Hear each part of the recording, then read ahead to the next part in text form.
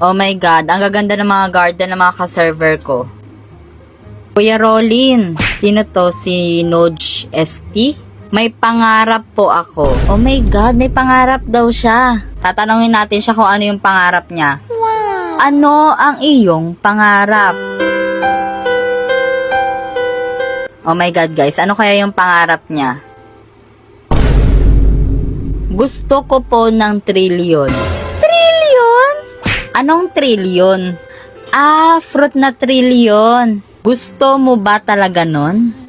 Yes po, Kuya Rolin. At dahil marami tayong trillion na fruits, beblessingan natin siya. Hawak ko na ang kanyang pangarap. So ito ay worth